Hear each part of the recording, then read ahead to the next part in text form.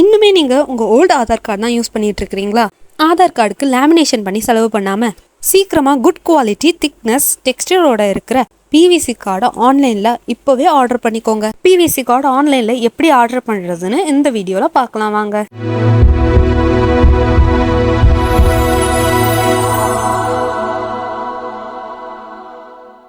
Good day guys, welcome to my channel. I am Jeeva Kohila from PRAKAZ Online. மறக்காம நம்ம சேனலை subscribe பண்ணி like பண்ணிக்கோங்க.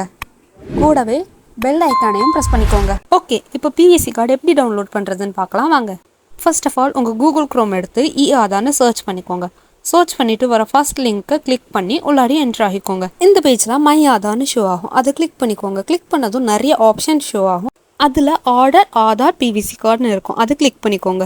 Next page open ஆகும். அதில் ஆதார் நம்பர் மூலமாகவும் உங்கள் பிவிசி கார்டை ஆர்டர் பண்ணிக்கலாம். அப்படி இல்லைன்னா என்ரோல்மெண்ட் ஐடி நம்பர் மூலமாகவும் உங்கள் பிவிசி கார்டை ஆர்டர் பண்ணிக்கலாம். இப்போ ஆதார் நம்பர் மூலமாகவே நம்ம பிவிசி கார்டு டவுன்லோட் பண்ணி பார்க்கலாம்.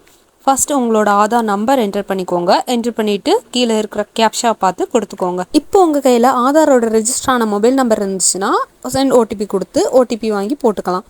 அப்படி இல்லை, என் கையில் ரெஜிஸ்டர் ஆன மொபைல் நம்பர் இல்லை அப்படின்னா my mobile number is not register இதை கிளிக் பண்ணிக்கோங்க. கிளிக் பண்ணிவிட்டு இப்போ யூஸ் பண்ணிட்டு இருக்கிற எந்த மொபைல் நம்பர்னாலும் என்ட்ரு பண்ணி சென்ட் ஓடிபி கொடுத்து ஓடிபி சப்மிட் பண்ணிக்கோங்க. நெக்ஸ்ட் இதில் ஓகே கொடுத்துக்கோங்க. நெக்ஸ்ட் இதில் உங்கள் எஸ்ஆர்என் நம்பர் ஷோ ஆகும். அண்ட் 50 rupees பே பண்ணி உங்கள் பேமெண்ட் கட்டிக்கோங்க. இதில் மேக் பேமெண்ட்னு இருக்கும். அதை கிளிக் பண்ணிக்கோங்க. கிளிக் பண்ணிவிட்டு உங்களுக்கு ஃபோன்பே, ஜிபே, நெட் பேங்கிங் எது மூலமாகவோ உங்களோட பேமெண்ட்டை கட்டிக்கோங்க.